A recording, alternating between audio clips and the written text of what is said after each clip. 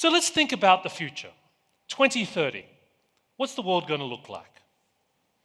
It's nice that the future is 2030 now, right? It used to be 2020, but that's only 18 months away. So we've had to move the goalposts a little bit. One of the best things about the fact that it's now 2030 we're talking about is that I think it's time that we finally stop talking about millennials.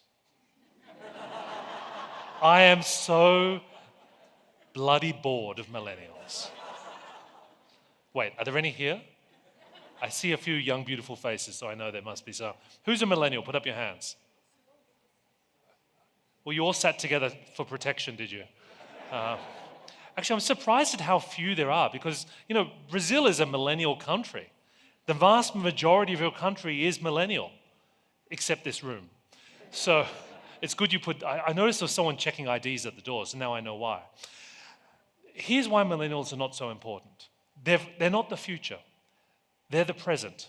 They've already won, okay? By 2030, they're going to be as old and as miserable as the rest of us. So this is great. So who should you be paying attention to?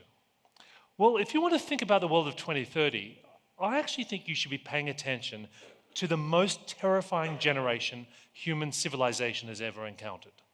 You know who these people are. They're called 8-year-olds. What is going on with these 8-year-olds? Does anyone have children or grandchildren under 10? Okay, so you already know this.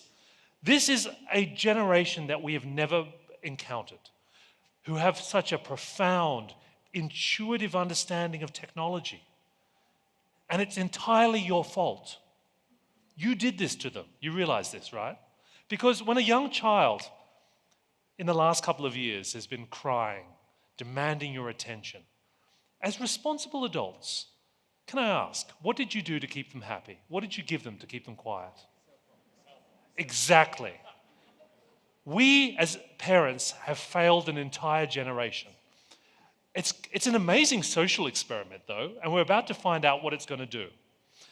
Think about it. What do these things do to kids? The truth is no one knows.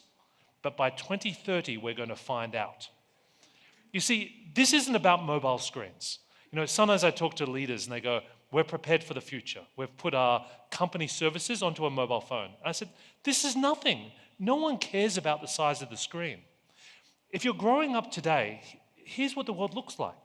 Can you imagine all of your experiences, whether it's the way you listen to music, watch television, hang out with your friends, communicate, all of those experiences have been designed specifically for you based on data, hyper-individualized.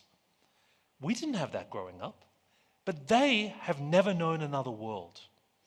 And the only reason that world has become possible is because of something that happened only relatively recently.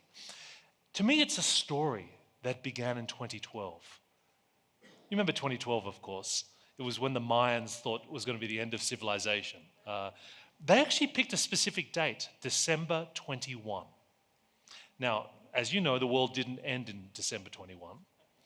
Something did happen, though, on that date. It was actually the birth of a new world. On December 21, the results of a competition known as ImageNet were announced.